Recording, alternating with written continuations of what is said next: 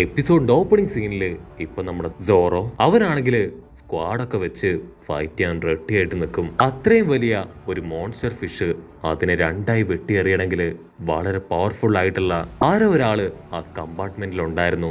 So ഒരു കാരണവശാലും അവനെ വെറുതെ വിടാൻ പാടില്ല എന്ന് പറഞ്ഞ് ഫുൾ പവറില് സോറോ സ്ട്രോങ് ആയിട്ട് നിൽക്കും.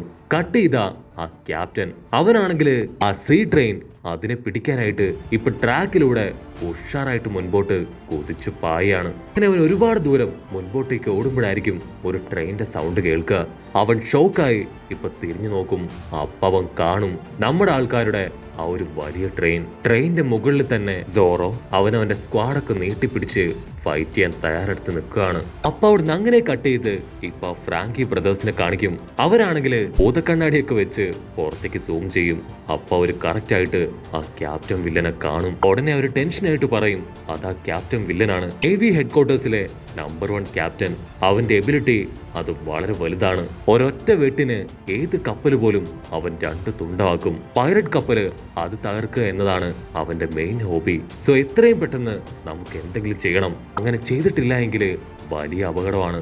അവൻ നമ്മുടെ ട്രെയിൻ അതും തകർത്ത് കളയും. പക്ഷെ പേടിക്കേണ്ട ആവശ്യമില്ല, ഞങ്ങളുടെ ഗണ്ണും പീരങ്കിയൊക്കെ വെച്ച് അവൻ അറ്റാക്ക് ചെയ്യാന്ന് പറഞ്ഞ് ഫ്രാങ്കി ഫാമിലി അവരിപ്പോ വീണ്ടും അറ്റാക്ക് ചെയ്യാൻ റെഡിയാവും. ലൂഫി ആണെങ്കിൽ ഒരു കുലുക്കവും ഇല്ലാതെ അങ്ങനെ കാഷ്വൽ ആയിട്ടിരിക്കുകയാണ്.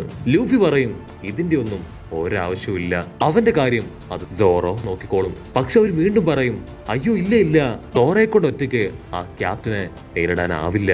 അതിന് ലൂഫി നിലവിളിച്ച് പറയും ഞാൻ പറയുന്നത് നിങ്ങൾ കേൾക്കുന്നില്ലേ, സോറോ പവർ അത് നിങ്ങളെ കഴിഞ്ഞും കൂടുതൽ എനിക്കറിയാം. കാരണം അവൻ എന്റെ ടീം മെമ്പറാണ്. നിങ്ങൾ ഒന്നുകൊണ്ടും പേടിക്കേണ്ട ആവശ്യമില്ല, അവരെ സോറോ തകർത്തില്ലാതാക്കും. അപ്പൊ അവിടുന്ന് അങ്ങനെ കട്ട് ചെയ്ത് സോറോ കാണിക്കും. സോറോ വിളിച്ചു പറയും നിനക്ക് ജീവൻ വേണമെങ്കിൽ ഇവിടുന്ന് മാറി നിൽക്ക്, അല്ലെങ്കിൽ എന്റെ വാളുകാരി മരിക്കാൻ നീ തയ്യാറായിക്കോ. പക്ഷെ അവനാണെങ്കിൽ ഒരു പിടിയും കിട്ടില്ല. ഇങ്ങനെ ഒരു ട്രെയിൻ അവൻ ഇതുവരെ കണ്ടിട്ടില്ല. മാത്രമല്ല അവന്റെ നേവി ഫോഴ്സ് ഉണ്ടായിരുന്ന ആ ഒരു കമ്പാർട്ട്മെന്റ് അത് ഈ ട്രെയിൻ ട്രാക്കിന് കുറുകെയായിരുന്നു കിടന്നിരുന്നത് പോലും. സോ ഉറപ്പായിട്ടും ആ ഒരു ബോഗി അത് തകർത്തിട്ട് തന്നെയായിരിക്കും ഈ ട്രെയിൻ ഇപ്പൊ മുൻപോട്ട് കുതിച്ചു പായുന്നത്. സോ ഞാനൊരു ഫാമിലി പോലെ കണ്ട എന്റെ സോൾജിയേഴ്സ് അവരെ എല്ലാം എനിക്ക് നഷ്ടപ്പെട്ടിട്ടുണ്ടാവും. അവൻ ഉറപ്പിച്ചു പറയും തീർച്ചയായിട്ടും ഇതാ റോബിന്റെയും ഉസോപ്പിന്റെയും ടീം തന്നെയാണ്. മാത്രമല്ല ഒരു സ്ക്വാഡ്സ്മാൻ ആണ് ആ ട്രെയിനിന്റെ മുകളിൽ നിൽക്കുന്നത്. ഒരു കാരണവശാലും ഇത്രയും ജെനുവിൻ ആയിട്ടുള്ള എന്നെ പോലെ ഒരു മിലിറ്ററിക്കാരന്റെ മുൻപില് ഇതുപോലുള്ള കള്ളന്മാര് ഇനി നടുന്നുവർന്ന് നിൽക്കരുതെന്ന് പറഞ്ഞ് അവനും ഫ്ലൈയിങ് ബോർഡ് അറ്റാക്കിനായി വമ്പൻ ആക്ഷൻ ഒക്കെ ഇട്ട് റെഡിയാവും. അതേസമയം സോറയ്ക്ക് പിടികിട്ടും ഈ ക്യാപ്റ്റൻ ആള് നിസ്സാരക്കാരനല്ല. സോ അവനെ പ്രിവെന്റ് ചെയ്യണമെങ്കിൽ കൂടുതൽ പവർ ആവശ്യമാണ്. അവൻ ഒന്നിനു പകരം അവന്റെ 3 സ്ക്വാഡും തയ്യാറാക്കി അവനെ പ്രിവെന്റ് ചെയ്യാൻ തയ്യാറായി കഴിഞ്ഞു. ട്രെയിൻ വരെ ക്യാപ്റ്റൻ ആണെങ്കിൽ ചാടി നിൽക്കും. ട്രെയിൻ ക്ലോസ് എത്തിയ ഉടനെ ക്യാപ്റ്റൻ ആഞ്ഞു വെട്ടും. പക്ഷെ ജസ്റ്റ് മിസ്സിന് സോറോ ക്യാപ്റ്റനെ തട്ടിത്തെറിപ്പിക്കും. ക്യാപ്റ്റൻ ആണെങ്കിൽ അത് വിശ്വസിക്കാൻ കഴിയില്ല. എന്റെ സ്ക്വാഡിനെ തട്ടിത്തെറിപ്പിക്കാൻ മാത്രം പവർ വെറും ഒരു പൈററ്റിനുണ്ടോ എന്ന് ചിന്തിക്കുന്ന സമയത്തായിരിക്കും സോറോ അവനങ്ങനെ കറങ്ങി വന്ന് ഇപ്പൊ ക്യാപ്റ്റനെ ചവിട്ടിത്തെറിപ്പിക്കും. ആ ഒരു ചവിട്ടില് ചോര തുളുമ്പി ക്യാപ്റ്റൻ തെറിച്ചു പോവും. ഫ്രാങ്കി ഫാമിലിക്കാണെങ്കിൽ അത് കണ്ട് വിശ്വസിക്കാൻ കഴിയില്ല. അത്രയും പവർഫുൾ ആയ ക്യാപ്റ്റനെ അവൻ സോറോ തോൽപ്പിച്ചെങ്കിൽ സോറയുടെ പവർ അത് എത്രയായിരിക്കും എന്ന് പറഞ്ഞ് അവരെല്ലാവരും സോറോയുടെ പേരൊക്കെ വിളിച്ച് അങ്ങനെ ജയ് വിളിക്കും. ഇവിടെ സോറോ ആണെങ്കിൽ ആ ക്യാപ്റ്റനെ അവന് ഒരുപാട് ഇഷ്ടാവും. കാരണം അത്രയും പ്രതികൂല സാഹചര്യം ഉണ്ടായിട്ട് പോലും വിട്ടുകൊടുക്കാതെ അവൻ ഒറ്റയ്ക്ക് നിന്ന് പോരാടി. അവിടുന്ന് അങ്ങനെ ബ്ലാക്ക് ഔട്ട് ചെയ്ത സോറോ അവൻ വെട്ടിയെറിഞ്ഞ ആ ഒരു ബോഗിയിലെ മിലിറ്ററി ഫോഴ്സ് അവരാണെങ്കിൽ ചെറിയ കമ്പും കോലൊക്കെ വെച്ച് അങ്ങനെ തുഴഞ്ഞു മുൻപോട്ട് പോകും. പക്ഷെ അവർക്കാണെങ്കിൽ അവരുടെ ക്യാപ്റ്റന്റെ മേലെ ഭയങ്കര വിശ്വാസമാണ്. തീർച്ചയായിട്ടും നമ്മളോട് ഇത് ചെയ്ത ആ പൈററ്റ്സിനെ അവരെ ഉറപ്പായിട്ടും ക്യാപ്റ്റൻ വെട്ടിക്കൊല്ലും. അപ്പൊ ക്യാമറ അങ്ങനെ സൂം ഔട്ട് ചെയ്ത് നമ്മുടെ ക്യാപ്റ്റനെ കാണിക്കും. ആളാണെങ്കിൽ ബോധം കെട്ട് വെള്ളത്തില് ഒഴുകി നടക്കും. സോറോ വളരെ കാഷ്വലായി ഒരു കോട്ടുവായൊക്കെ വിട്ട് അങ്ങനെ കൂർക്കം വലിച്ചുറങ്ങും. അവിടുന്ന് അങ്ങനെ ബ്ലാക്ക് ഔട്ട് ചെയ്ത് ഇപ്പൊ സീ ട്രെയിൻ കാണിക്കും. അവിടെ ആ മീശക്കാരൻ അവനാണെങ്കിൽ ഭയങ്കര സംശയം. അവൻ വളരെ കാര്യമായിട്ട് ഇപ്പൊ റോബിനെ സ്കാൻ ചെയ്യും. അവൻ ഒരുപാട് നേരം ചെക്ക് ചെയ്തിട്ടും അവനെ കൊണ്ട് ഉസോപ്പിനെ കണ്ടുപിടിക്കാൻ കഴിയില്ല. ഓക്കെ കുഴപ്പമില്ല എന്ന് പറഞ്ഞ് അവൻ തിരിഞ്ഞു നടക്കും. അപ്പോഴായിരിക്കും അവനൊരു പൈററ്റ് സ്മെല്ല് അതങ്ങനെ ഫുൾ ഫോഴ്സിൽ അവന്റെ മൂക്കിലേക്ക് തുളച്ചു കയറുക. അവൻ അങ്ങനെ ടേൺ ചെയ്ത് ഇപ്പൊ റോബിന്റെ അടുത്തേക്ക് സ്ലോ മോഷനിൽ നടന്നു വരും. റോബിന്റെയും ഉസോപ്പിന്റെയും അവരുടെ രണ്ടുപേരുടെ ഹാർട്ട് ബീറ്റ് പതിയെ പതിയെ കൂടും. അതേസമയം സാഞ്ചി അവനാണെങ്കിൽ ആ ഷെഫിനെ അങ്ങനെ അറിഞ്ഞ പുറഞ്ഞ് തല്ലുകയാണ്.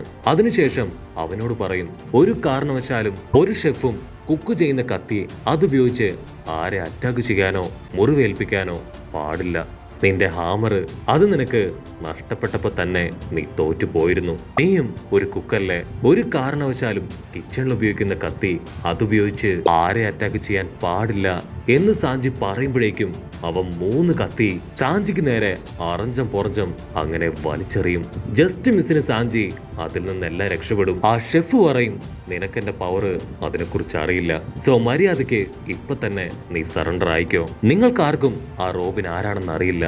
അവൾ വളരെ ബാഡ് ആയിട്ടുള്ള ഒരു പെൺകുട്ടിയാണ്. വെറുതെ അവളുടെ പിന്നാലെ പോയി അടി വാങ്ങാതെ എത്രയും പെട്ടെന്ന് രക്ഷപ്പെട്ടോ. അത് കേട്ട് സാഞ്ചി അവനാണെങ്കിൽ അവന്റെ ദേഷ്യം അത് കൺട്രോൾ ചെയ്യാനാവില്ല. അവൻ കാലുമടക്കി അവന്റെ മുഖത്ത് തന്നെ ആഞ്ഞൊരു ചവിട്ട്. ആ ഒരു ചവിട്ടില് അവന്റെ മുഖത്തിന്റെ ഷേപ്പ് തന്നെ അങ്ങനെ മാറിപ്പോവും. പക്ഷെ ഷെഫ് ആണെങ്കിൽ വീണ്ടും റോബിനെ കുറിച്ച് ഒരുപാട് കാര്യങ്ങൾ പറയാൻ തുടങ്ങും. ശരിക്കും ഒരു വൃത്തികെട്ടവളാണ്, മാത്രമല്ല ഒരു ഡെവിളാണ്, മറ്റുള്ളവരെ ചതിക്കുന്നവളാണ്, കുടിച്ച വെള്ളത്തില് വിശ്വസിക്കാൻ കഴിയില്ല എന്നിങ്ങനെ ഒരുപാട് കാര്യങ്ങൾ പറയും. സാഞ്ചിയുടെ കൺട്രോൾ പോയി. അവനിപ്പോ കാൽ അങ്ങനെ നീട്ടി അച്ചറം പൊച്ചറം ആ ഷെഫിനെ അടിച്ച് താഴെയിടും. ചോര തുളുമ്പി അവനങ്ങനെ വീട് കിടക്കുകയാണ്. അടുത്തുള്ള ഒരു പ്ലേറ്റ് എടുത്ത് അവന്റെ ഫേസ് നോക്കും. അവന്റെ മുഖത്തിന്റെ ഇപ്പോഴത്തെ കോലം കണ്ട് അവന്റെ ഫ്യൂസ് പോവും. ആ ഷെഫിന്റെ മുഖം അതിപ്പോ പെൺകുട്ടികളുടെ മുഖം പോലായി മാറും. സാഞ്ചി പറയും, നീ 3 തെറ്റ് ചെയ്തു. ഒന്ന്, നീ ഭക്ഷണത്തെ ബഹുമാനിച്ചില്ല.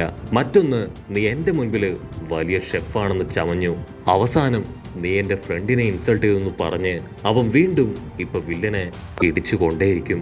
അതേസമയം ഫ്രാങ്കി ആണെങ്കിൽ അവന്റെ 4 കാല് ഉപയോഗിച്ച് ഏട്ടത്ത് ചാടും. എന്നിട്ട് അടുത്ത സെക്കൻഡ് ആ വില്ലനെ അങ്ങനെ മടക്കി ലോക്ക് ചെയ്ത് അവനോട് ചോദിക്കും, എന്റെ 4 കാലിന്റെ പവർ ഇപ്പോഴെങ്കിലും നിനക്ക് മനസ്സിലായോ? കട്ട് ചെയ്താ ഇവിടെ ആ ഷെഫ് അവനാണെങ്കിൽ നിർത്താതെ കരഞ്ഞുകൊണ്ടേയിരിക്കും. സാഞ്ചി കാഷ്വലായിട്ട് ഇപ്പൊ അടുത്ത കമ്പാർട്ട്മെന്റിലേക്ക് പോവാൻ അങ്ങനെ മുൻപോട്ട് നടക്കും. പക്ഷെ അപ്പോഴേക്കും അവൻ വീണ്ടും അടുത്തൊരു വലിയ കത്തിയുമായി സാഞ്ചിക്ക് നേരെ നിൽക്കും. അതൊരു നിസ്സാര കത്തിയല്ല, മുഴുവനായും പോയിസൺ സ്പ്രെഡ് ചെയ്തിട്ടുള്ള ഒരു വലിയ വെപ്പനാണ്. അത് ചെറുതായിട്ടൊന്ന് സ്ക്രാച്ച് ചെയ്താൽ മതി, ആളുടെ കാറ്റ് പോവും. ആ ഷെഫ് വീണ്ടും ഇപ്പൊ റോബിനെ ഒരുപാട് ചീത്ത വിളിച്ച് സാഞ്ചിയെ വെട്ടാൻ പാഞ്ഞു വരും. സാഞ്ചിക്കാണെങ്കിൽ അവന്റെ കൺട്രോൾ പോവും. അവൻ കാൽ അങ്ങനെ നീട്ടി കറക്കി ഒരൊറ്റ ചവിട്ട്.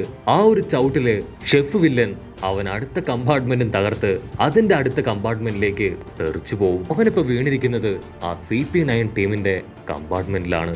അവർ നൈസായിട്ട് തിരിഞ്ഞു നോക്കും. അപ്പൊ ദൂരത്തായിട്ട് നിൽക്കുന്ന സാഞ്ചിയെ കണ്ട് അവരും ഫൈറ്റ് ചെയ്യാൻ തയ്യാറാവും. അതേസമയം മുകളില് നമ്മുടെ ഫ്രാങ്കി അവൻ ആ നെറോയെ മുഴുവനായിട്ട് ലോക്ക് ചെയ്ത് കഴിഞ്ഞു. ഫ്രാങ്കി ഗ്ലൗസ് അഴിച്ച് കൈ ചുരുട്ടി അൾട്ടിമേറ്റ് ഹാമർ എന്ന് പറഞ്ഞ് അവന്റെ പവർ മുഴുവൻ കയ്യിലേക്ക് കൊണ്ടുവന്ന് ആഞ്ഞൊരൊറ്റ ഇടി. ആ ഒരു അടിയില് പിന്നെ അവൻ അനക്കമുണ്ടാവില്ല. അതേസമയം CP9 ടീം അവര് ഫൈറ്റ് ചെയ്യാനായിട്ട് ഓൾറെഡി റെഡിയായി കഴിഞ്ഞു. ഫ്രാങ്കി ആണെങ്കിൽ ആ വില്ലനെ സൈഡാക്കി സാഞ്ചിയെ ഹെൽപ്പ് ചെയ്യാൻ താഴേക്ക് വരും. അങ്ങനെ 2 ടീമും വമ്പൻ ആക്ഷനും വമ്പൻ ആയുധങ്ങളൊക്കെ എടുത്ത് ഫൈറ്റ് ചെയ്യാൻ തയ്യാറായി നിൽക്കുന്നതോടു കൂടെ ഈ ഒരു എപ്പിസോഡും അവസാനിക്കുന്നു. എപ്പിസോഡ് ഇഷ്ടപ്പെടുകയാണെങ്കിൽ തീർച്ചയായിട്ടും ലൈക്ക് ചെയ്യാനും കമന്റ് ചെയ്യാനും ഷെയർ ചെയ്യാനും മറക്കല്ലേ. അടുത്തൊരു അടിപൊളി എപ്പിസോഡുമായിട്ട് കാണുന്നവരെ it's me with Mallu episode.